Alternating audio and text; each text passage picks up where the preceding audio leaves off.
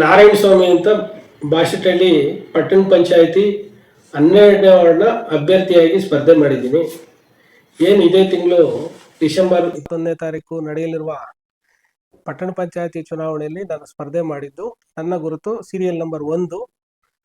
ಕಮಲದ ಗುರುತಿಗೆ ನಮ್ಮ ಈ ವಾರ್ಡ್ನ 12ನೇ ವಾರ್ಡ್ನ ಮತಬಾಂಧವರು ಅಮೂಲ್ಯವಾದ ಮತವನ್ನು ಕೊಟ್ಟು ನಮಗೆ ಜಯಶೀಲನಾಗಿ ಮಾಡಿ ಈ ವಾರ್ಡ್ನ ಸರ್ವತೋಮುಖ ಅಭಿವೃದ್ಧಿಗೆ, ಮೂಲಭೂತ ಸೌಕರ್ಯಗಳಿಗೆ ಎಲ್ಲ ಈ ವಾರ್ಡ್ನಲ್ಲಿ ಎಲ್ಲ ಹೊಸ ಜನ ಇರೋದ್ರಿಂದ ಅವರ ಯೋಗಕ್ಷೇಮ ಕಾಪಾಡಲಿಕ್ಕೆ ಒಂದು ಅವಕಾಶ ಮಾಡಿಕೊಡ್ಬೇಕು ಅಂತ ಈ ಸಂದರ್ಭದಲ್ಲಿ ನಾನು ಕೇಳ್ಕೊತೀನಿ.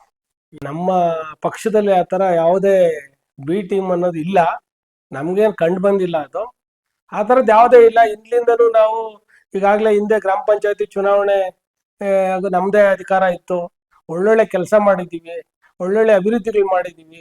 ಹಿಂದೆ ಎಲ್ಲ ಈ ಪಂಚಾಯತಿಗೆ ರಾಷ್ಟ್ರೀಯ ಮಟ್ಟದ ಪುರಸ್ಕಾರಗಳು, ಗಾಂಧಿ ಪುರಸ್ಕಾರ, ನಿರ್ಮಲ ಗ್ರಾಮ ಪುರಸ್ಕಾರ, ಸಾಕಷ್ಟು ಪ್ರಶಸ್ತಿಗಳು ಬಂದಿದೆ. ಬೆಂಗಳೂರು ಗ್ರಾಮಾಂತರದಲ್ಲೇ ಅಲ್ಲ, ಇಡೀ ರಾಜ್ಯದಲ್ಲೇ ಒಂದು ಹೆಸರು ಮಾಡಿ ಈ ಪಂಚಾಯತಿಗೆ ಒಳ್ಳೆ ಹೆಸರಿದೆ.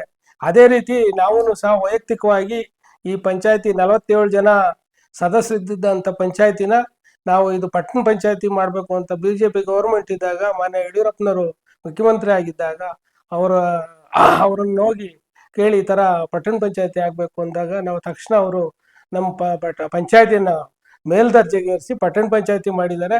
ಈ ಪಟ್ಟಣ ಪಂಚಾಯತಿನೂ ಸಹ ಈಗ ಮುಂದಿನ ದಿನಗಳಲ್ಲಿ ರಾಜ್ಯ ಮಟ್ಟ ಅಲ್ಲ, ರಾಷ್ಟ್ರೀಯ ಮಟ್ಟದಲ್ಲೇ ನಾವು ಗುರುತಿಸ್ಬೇಕು ಅನ್ನೋ ಒಂದು ಮನಸ್ಸಿಂದ ಇವತ್ತು ಚುನಾವಣೆಗೆ ನಮ್ಮಂಥವರೆಲ್ಲ ಸ್ಪರ್ಧೆ ಮಾಡ್ತಾ ಇರೋದು.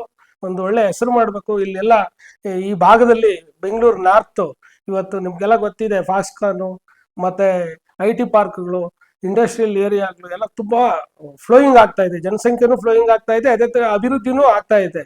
ಆ ದೃಷ್ಟಿಯಲ್ಲಿ ಇವತ್ತು ಬಾಶೆಟ್ಟಹಳ್ಳಿ ಪಟ್ಟಣ ಪಂಚಾಯತಿ ಒಂದು ಉತ್ತಮ ಆಡಳಿತ ಕೊಡಬೇಕು, ಒಂದು ಹೆಸರು ಮಾಡಬೇಕು ಅನ್ನೋ ದೃಷ್ಟಿಯಿಂದ ನಮ್ಮಂಥವರೆಲ್ಲ ಸ್ಪರ್ಧೆ ಮಾಡಿ ಇದೀವಿ. 21ನೇ ತಾರೀಕು ಚುನಾವಣೆ.